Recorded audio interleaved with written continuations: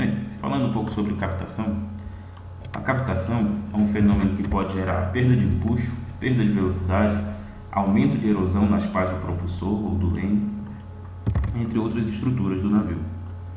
Na página 183 do PNA, onde trata de propulsão, são apresentados os tipos de cavitação, entre eles o traveling, fixed, vortex e a cavitação vibratória.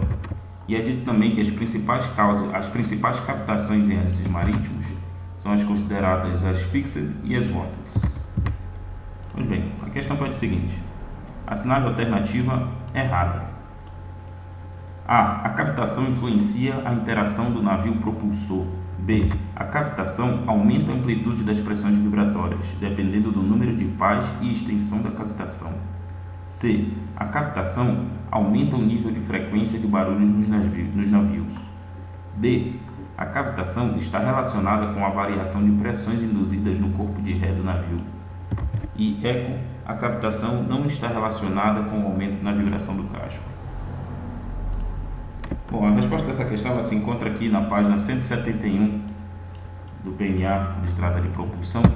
Utilizando aqui o resumo do PNA descomplicado para facilitar a compreensão, nós podemos ver aqui que a cavitação manifesta-se por meio de ruídos, vibração e erosão das pás do hélice, pé de galinha e leme.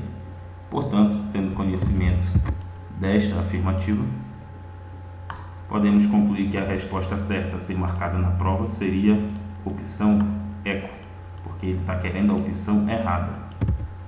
A cavitação está relacionada com o aumento de vibração. Está diretamente ligada com o aumento de vibração.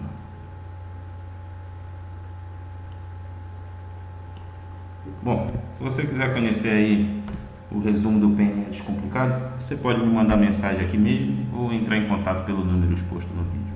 Bons estudos!